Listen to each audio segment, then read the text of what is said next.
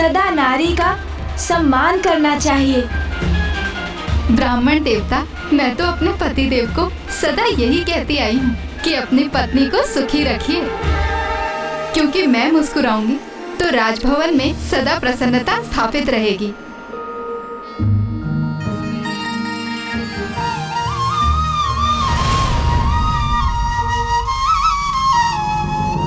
ये कैसी विचित्र विडंबना है कि जिनकी मुस्कुराहट से सृष्टि उजागर हुई, आज उन्हीं माता आदिशक्ति की मुस्कान उनसे छिन चुकी है।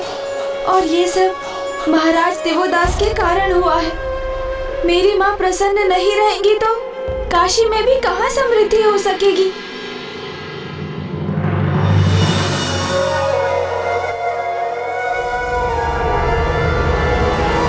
और ये भी कहा जाता है कि जहाँ नारी की पूजा होती है, देवता भी वहीं वास करते हैं।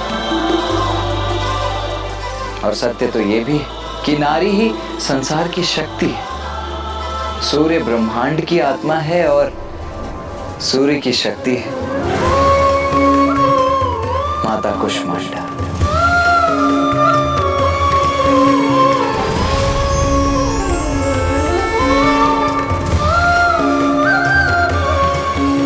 माता कुष्मांडा हृदय के चक्र में वास करती है, जिसे अनाहत चक्र भी कहा जाता है। ये तो सर्वथा उचित है कि माता कुष्मांडा सूर्य के हृदय में निवास करती हैं। इसीलिए वो समस्त ऊर्जा का स्रोत भी हैं। इसीलिए नवरात्रि के चतुर्थ दिवस पूर्ण हृदय से माता कुष्मांडा की पूजा करनी चाहिए।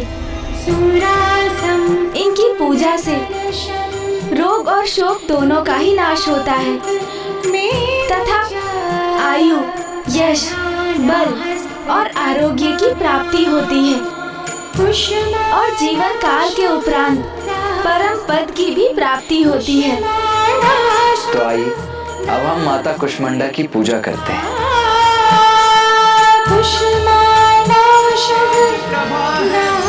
माता कुष्मांडा, इस ब्रह्मांड की रचना तुझसे सूर्य की उष्मा है माँ, तुझसे सूर्य की उष्मा है माँ, तुझसे सूर्य की उष्मा। यदि मुझे यहाँ राज्य करना है तो आपको यहाँ से प्रस्थान करना होगा।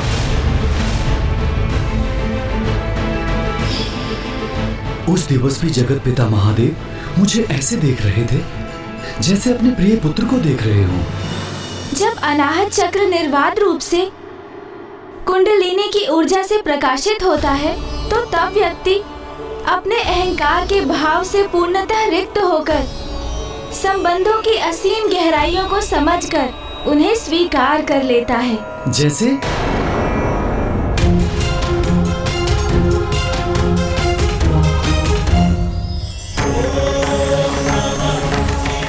महादेव केवल ईश्वर ही नहीं जगत पिता है, वो अहंकार से सर्वथा परे हैं। सभी चराचर जीव उनकी संतानें हैं। यदि उनकी संतान महादेव से कुछ मांग ले तो स्वयं अपार कष्ट सहकर भी वो अपनी संतान को कभी निराश नहीं करते। महादेव, महादेव। प्रतीत होता है कि अनाहत चक्र के प्रकाशित होने से आपको भी इस सत्य का स्वतः आभास हो ही गया कि वो महादेव ही तो है, जगत पिता।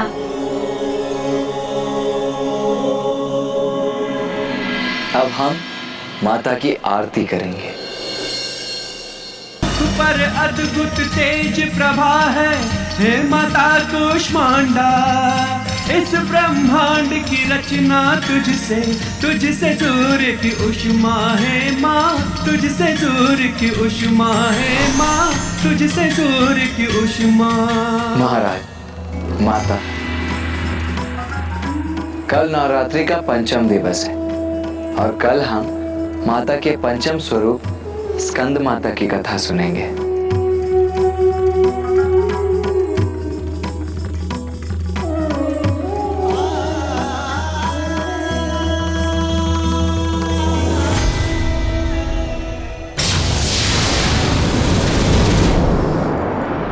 माता, जब प्रत्येक दिवस मैं और भैया महाराज देवोदास और माता सरला को आपकी कथा सुनाते हैं, तो हमें इसका एक गहरा आभास भी होता है कि पिताश्री को प्राप्त करने के लिए आपने कितने कष्ट सहे हैं और हम आपकी भक्ति में पूर्ण रूप से डूब जाते हैं। पुत्र, वो कष्ट कहाँ जो मेरे लिए आशीर्वाद बने। तब से मुझे महादेव का सानिध्य प्राप्त हुआ और उनसे विवाह के उपरांत कैलाश मेरा निवास बना। और पुत्र, कल तुम एक ऐसी कथा कहने जा रहे हो जो मेरे हृदय के अत्यंत निकट है, मुझे अत्यंत प्रिय है।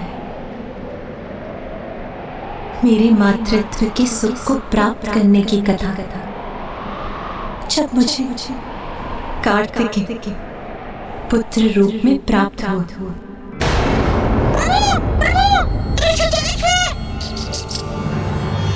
क्या हुआ मूषक जी? क्या हुआ ऋषिवर को?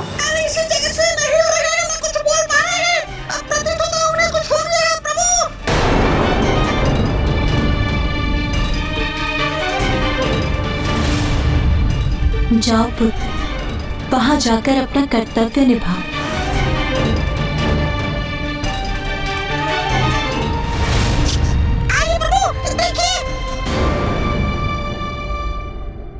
भैया, ऋषिवर के अभी प्राण शेष है, किंतु ये अस्वस्थ प्रतीत हो रहे हैं। हमें शीघ्र ही धन्वंतरी जी का आवाहन करना चाहिए। उचित है गणेश।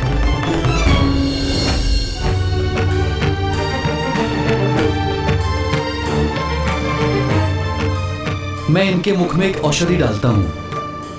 किंतु धन्वंतरी जी, ऋषिवर तो कुछ भी ग्रहण नहीं करेंगे। उन्होंने निर्जल और निराहार रहने का संकल्प लिया है। उस अवस्था में मैं लेप लगाकर इनका उपचार करने का प्रयास करता हूँ।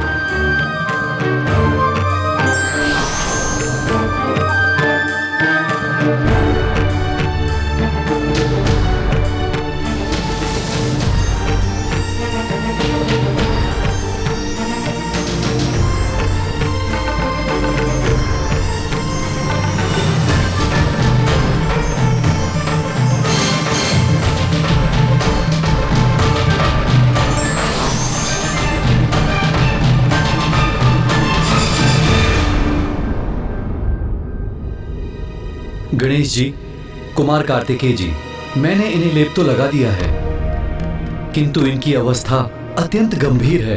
बस किसी प्रकार ये जीवित वर हैं। पिताश्री के दर्शन करने के लिए ही ऋषिवर के प्राण रुके हुए हैं। यदि पिताश्री ऋषि जगेश्वी की देहावसान से पूर्व काशी नहीं लौटे तो हम पर ब्रह्म हत्या का दोष लग जाएगा। नवरात्रि का आज पंचम दिवस है और आज हम माता के स्कंद माता स्वरूप की उपासना करते हैं।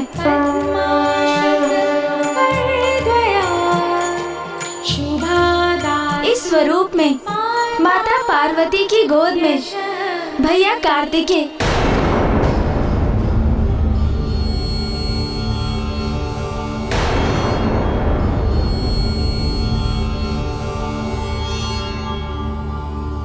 भैया, महाराज, मेरा अर्थ था कुमार कार्तिकेय, अर्थात गणेश जी के बड़े भैया। वो माता पार्वती की गोद में रहते हैं।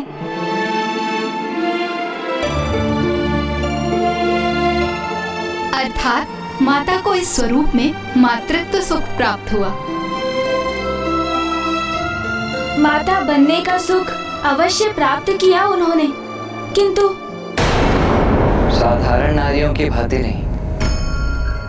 अर्थात माता ने गर्भ धारण कर कुमार कार्तिकेय को जन्म नहीं दिया।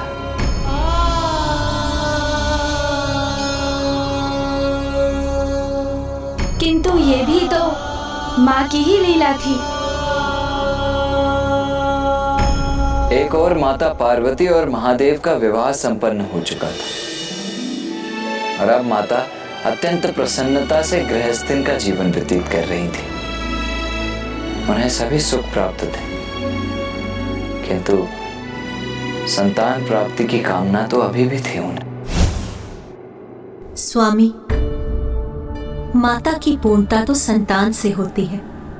मुझे संतान का वरदान दे स्वामी।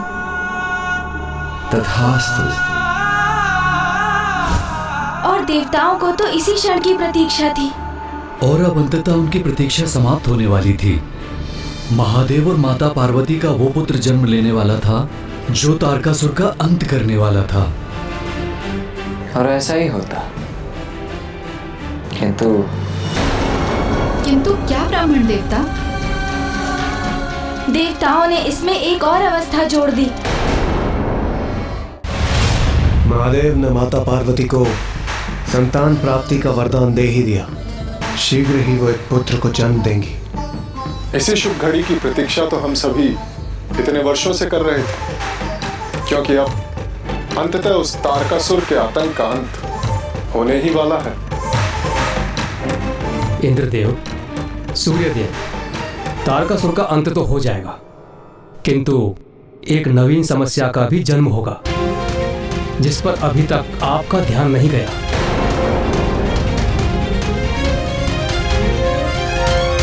समस्या? कैसी समस्या अग्निदेव? महादेव अतुलनीय बल के सागर हैं और माता आदिशक्ति समस्त ब्रह्मांड में व्याप्त शक्ति की प्रतीक हैं। स्वयं प्रकृति हैं वो। महादेव और माता दोनों अनंत अपार हैं। उनके संयोग से उत्पन्न पुत्र महावीर और महायोद्धा होंगे, जिनकी शक्ति का अनुमान लगाना भी कठिन है। और उनकी अपार शक्ति यदि स्वर्ग पर लक्षित हुई तो कहीं मेरा पद ही मुझसे न छिन जाए।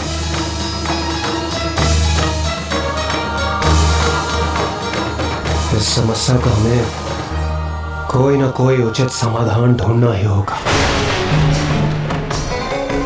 तारकासुर का वध करने हेतु हमने स्वयं के लिए एक महासंकट को आमंत्रित कर लिया है।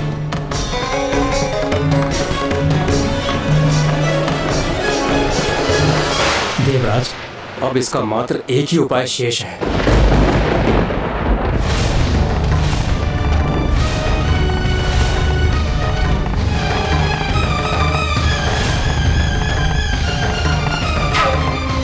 महादेव, तारकासुर के आतंक से हमारी रक्षा कीजिए प्रभु। केवल आप ही का पुत्र उसका अंत कर सकता है। आपका ऐसा पुत्र महादेव जो केवल आप ही के अंश से उत्पन्न हो, जिसमें माता पार्वती की कोई भूमिका और कोई योगदान न हो। कोई भूमिका और कोई योगदान न हो। कोई भूमिका और कोई योगदान न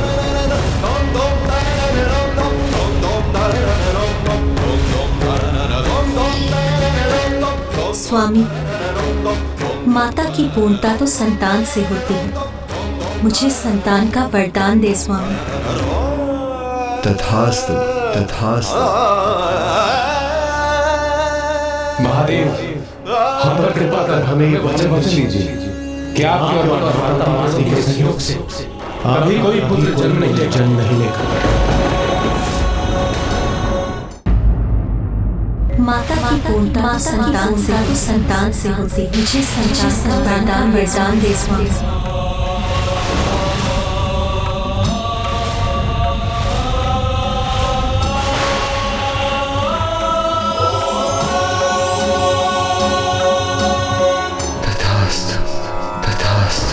जब माता पार्वती को ज्ञात हुआ कि महादेव ने देवताओं को क्या वचन दिया है, तो वो अत्यंत कुपित हुई।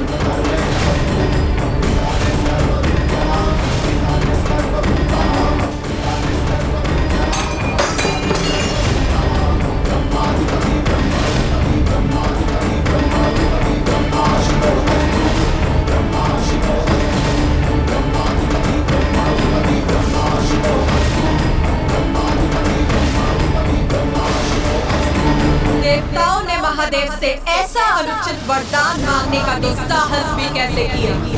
मैं उन्हें श्राप देती हूँ, आज के बाद देवता भी अपने पत्नियों के योगदान से अपनी संतान की उत्पत्ति के सुख से वंचित रहेंगे।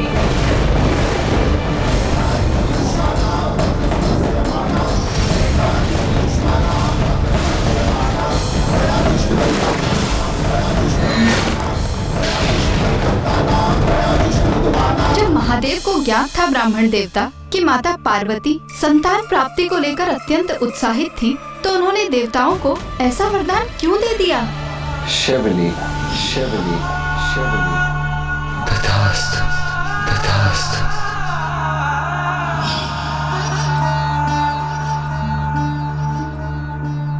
ना कुछ उनकी इच्छा के बिना हुआ है और ना कुछ उनकी इच्छा के बिना होगा। अर्थात ब्राह्मण देवता, इस वरदान के पीछे भी महादेव की कोई लीला छिपी हुई थी। आपने सर्वथा उचित समझा महाराज। वास्तविकता में इस घटना के पीछे पूर्व काल में घटित एक प्रसंग था।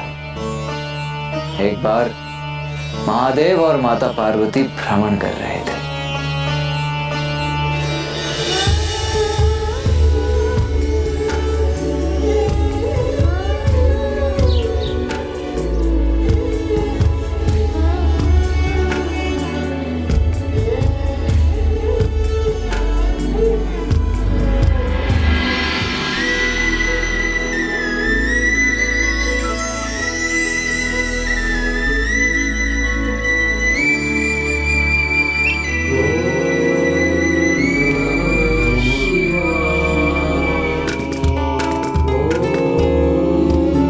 स्वामी, इस सघन वन में कौन आपकी प्रार्थना कर रहा है? संगदिक ऋषि। अच्छा, तो अब समझी मैं। मेरे साथ भ्रमण पर निकलना तो मात्र एक बहाना था। वास्तविकता में तो आपको आपके भक्तों से भेंट करने की इच्छा यहाँ खींच लाई। कहिए, उचित कह रही हूँ ना मैं स्वामी? महेश्वरी, भक्त भगवान के दर्शन के लिए जितने आतुर होते हैं, उतने ही आतुर भगवान भी भक्त से भेंट करने के लिए होते हैं। तो चलिए ना, मैं भक्त और भगवान के मध्य आऊं, ये मुझे कदापि स्वीकार नहीं।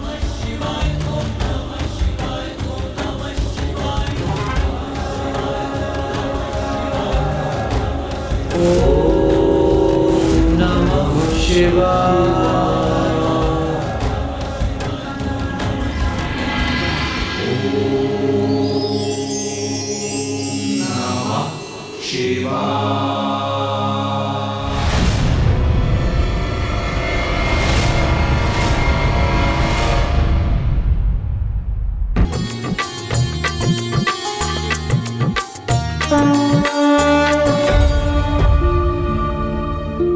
धन्यवाद प्रभु, आपका ही पुत्र बनकर जन्म लेना तो मेरा सौभाग्य होगा।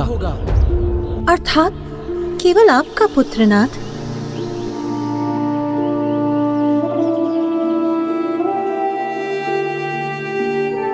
महादेव की लीला तो अपरंपार है और उनको तो ये पूर्व से ही ज्ञात था कि देवताओं को महादेव और माता पार्वती के पुत्र को लेकर संशय होगा। और यह भी ज्ञात था उन्हें कि देवता मात्र उनके अंश से उत्पन्न पुत्र का अनुरोध करेंगे। इसीलिए महादेव ने पूर्व से ही सनत कुमार को उनके पुत्र के रूप में जन्म लेने का वरदान दे दिया था। और इस प्रकार महादेव ने अपने दोनों वरदानों की मर्यादा रखी। एक जो उन्होंने सनत कुमार को दिया था और दूसरा जो उन्होंने देवताओं को प्रदान किया था।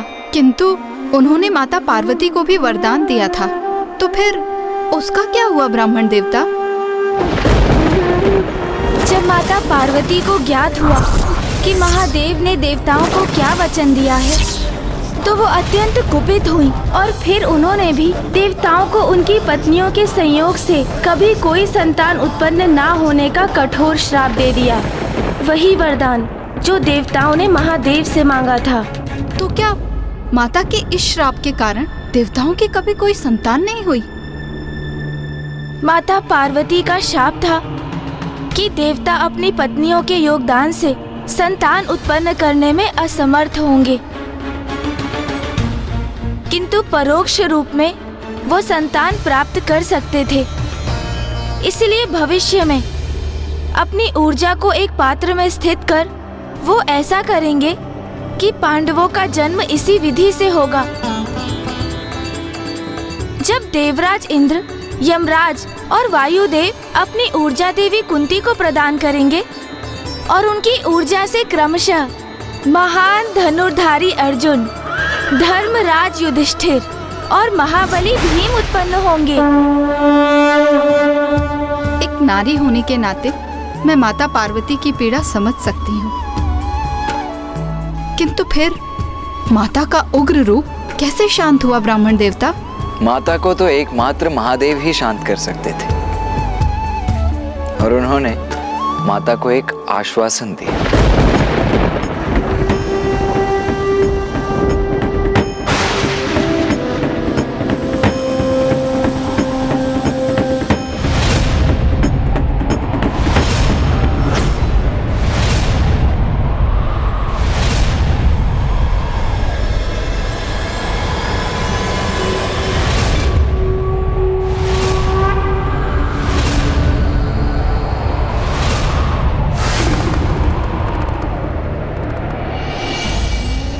स्वामी, एक नारी के लिए इससे बड़े दुर्भाग्य की बात और क्या हो सकती है भला?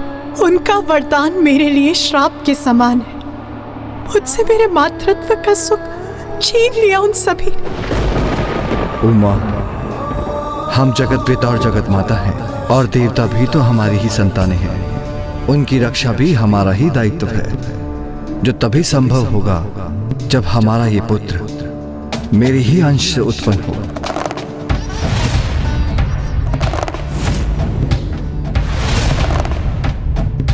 किंतु मेरी ऊर्जा से जीवन प्राप्त करने पर भी उसके जन्म में आपका भी सहयोग होगा, आपका भी अंश समाहित होगा। पार्वती, हमारे पुत्र पर आपका भी उतना ही अधिकार होगा। चित्त मेरा।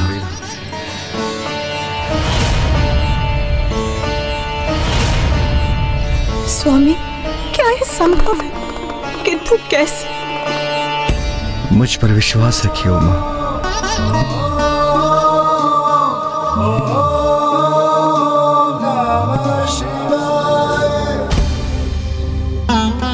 और फिर कुमार कार्तिकेय के जन्म का समय निकट आ गया।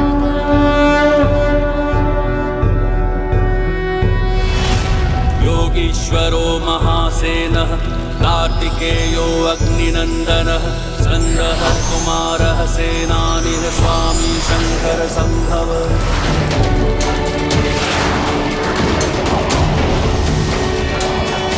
महादेव की उस ऊर्जा शक्ति को संभालने का प्रयास सर्वप्रथम भूदेवी ने किया, तत्पश्चात वायुदेव और फिर अग्निदेव। किंतु सभी देव अपनी असीम शक्ति लगाने के पश्चात भी उस ऊर्जा को संभालने में अक्षम रहे। महादेव की ऊर्जा को संभाल पाना तो माता गंगा के लिए भी असंभव प्रतीत हो रहा है।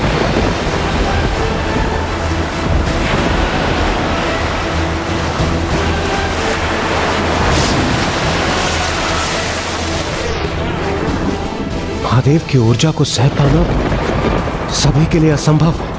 इस प्रकार उनके पुत्र का जन्म कैसे संभव? अब कैसे होगा तारकासुर का वध?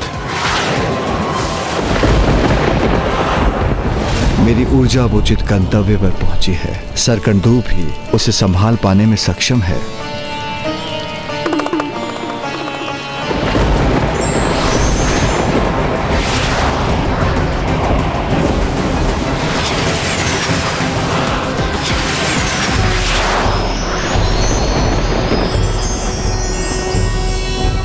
योगीश्वरो महासेनः कार्तिकेयो अग्निनन्दनः स्कन्दः कुमारः सेनानिः स्वामी शंकर संभव।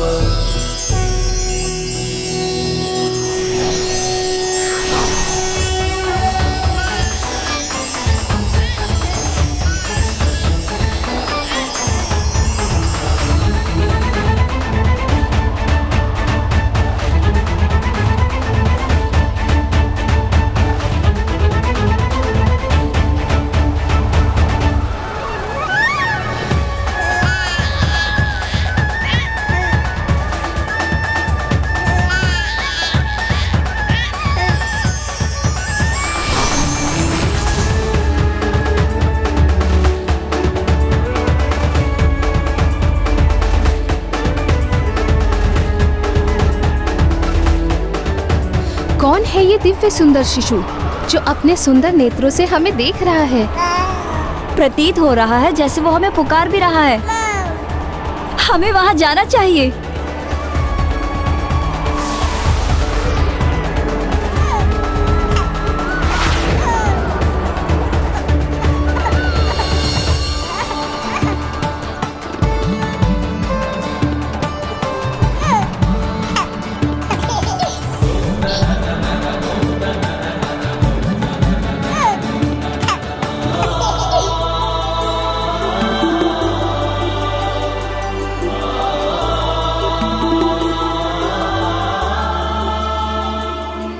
ये दिव्य शिशु तो महादेव पुत्र है। जब सारे देवताएं महादेव का ऊर्जा संभालने का प्रयास कर रहे थे तो मेरी दृष्टि उन पर गई थी और ये सुंदर शिशु महादेव की ऊर्जा से उत्पन्न हुआ है।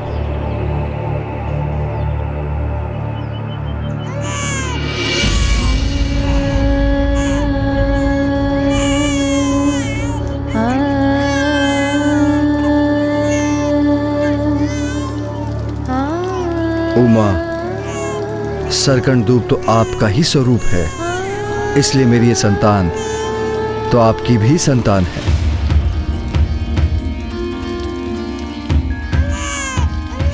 मेरा पुत्र भूखा होगा, मुझे उसे आहार देकर उसका पोषण करना चाहिए। इसे तो भूख लगी है इसलिए रुदन कर रहा है। ये शिशु तो महादेव और माता पार्वती के वात्सल्य का अधिकारी है, किंतु ऐसे निराहार इसे कैलाश कैसे भेज दे? नहीं, हमें इसका पोषण करना चाहिए, इसे आहार प्रदान करना चाहिए। उमा, मुझे ज्ञात है आप अपने पुत्र को अपने आंचल में भरकर उसे सस्नेह आहार देने के लिए आतुर हैं, किंतु आपका पुत्र कीर्तिकाओं को अपना आहार प्रकट करने की अनुमति दे रहा है, उन्हें आशीष दे रहा है, जिसके उपरांत वह आपके पास कैलाश आ जाएगा।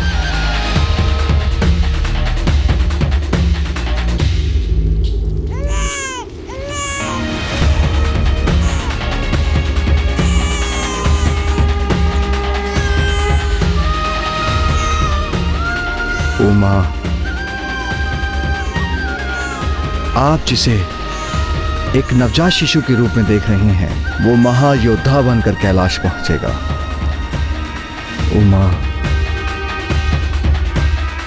आप शीघ्र ही कैलाश में आगमन होगा, तो क्या आप उसके लिए समुचित व्यवस्था नहीं करेंगी? आप सर्वथा उचित कह रहे हैं नाथ। मेरा पुत्र कैलाश आने वाला, मुझे जाकर उसके लिए आवश्यक व्यवस्था करनी चाहिए।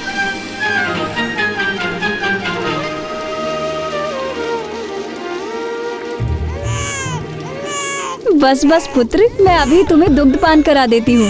अरे अरे अरे, अब क्या तुम ही इस बालक पर अपना सारा स्नेह न्योछावर करोगी? हमें भी तो इसे दो। हमें भी दो। हम खिलाएंगे इस बालक को। हम खिलाएंगे इस बालक को। अरे अरे, एक ही समय में हम सभी एक बालक को कैसे आहार दे सकती हैं?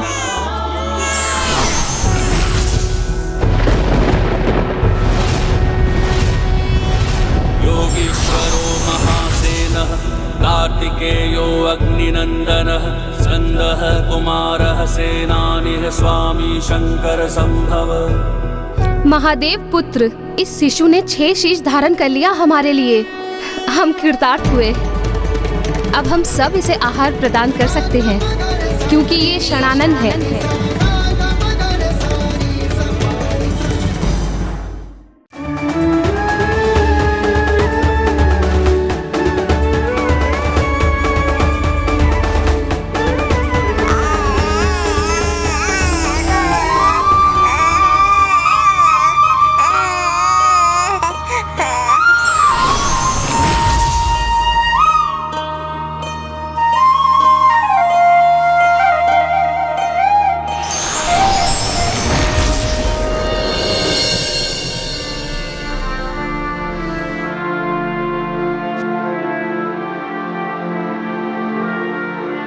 और इस प्रकार उन महायोद्धा महादेव पुत्र कुमार कार्तिकेय का जन्म हुआ, जो भविष्य में तारकासुर का वध करने वाले थे।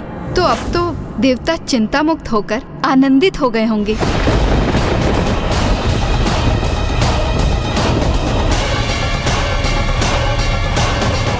नहीं, देवराज इंद्र अभी भी सशंकित थे।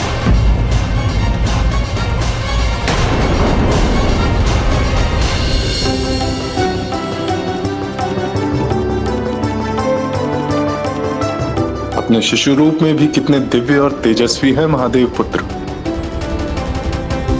पर है तो वो शिशु ही।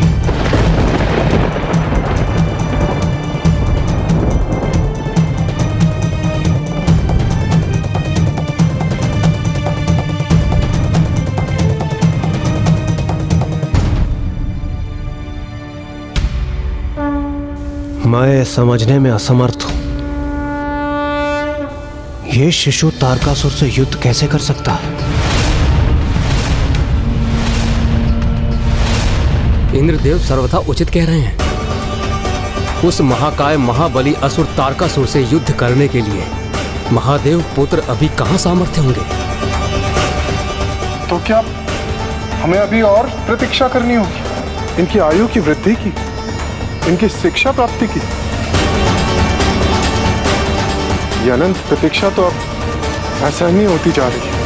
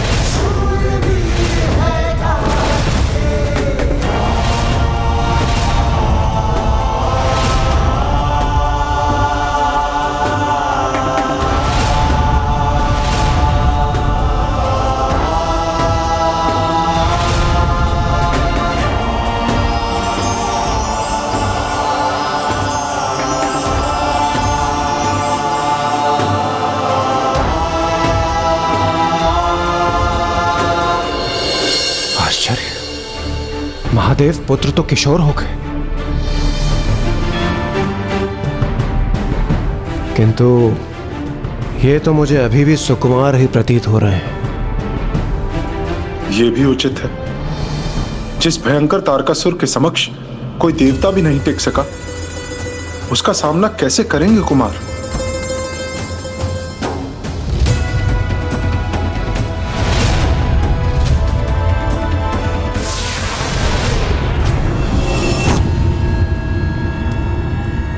आप क्यों नहीं समझ रहे महाराज? जिनका जन्म हुआ है उनके समक्ष आप कदापि नहीं टिक सकेंगे। नियति निर्धारित है। अब तो आप इस सत्य को स्वीकार कीजिए महाराज। बहुत अभिमान था ना आपको अपने विश्वास पर, किंतु स्वयं को सुरक्षित रखने की आपकी सभी योजनाएं असफल रही। और फिर अब तो महादेव का पुत्र भी उत्पन्न हो गया है, जिससे सर्वथा अनुचित प्रमाणित हुआ है आपका विश्वास महाराज।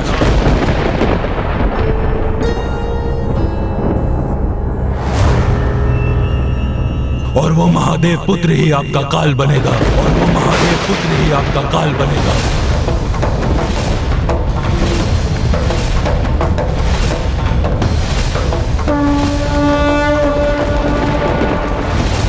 आपका तो सर्वनाश होगा ही, किंतु इन सभी का सर्वनाश होगा।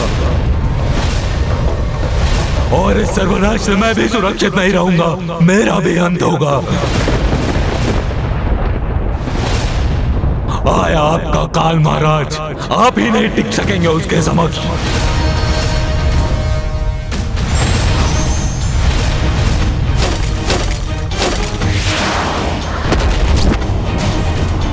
काल हो तुम्हारा, शीघ्र जन्म लेकर तुम्हारा वध करूंगा मैं।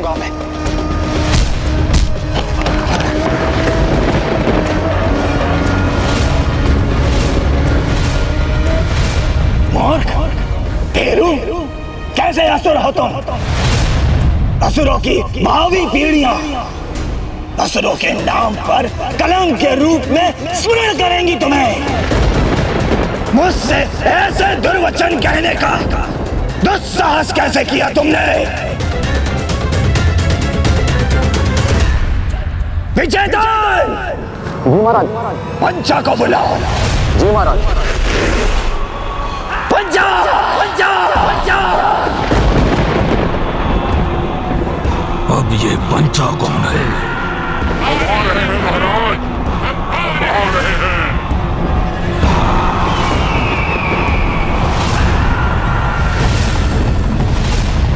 एक और कार्तिकेय तारकासुर का संहार करने के लिए जन्म ले चुके थे, तो वहीं दूसरी ओर तारकासुर ने भी कार्तिकेय को क्षति पहुंचाने की मंशा से अपने असुर पंचा का आवाहन किया।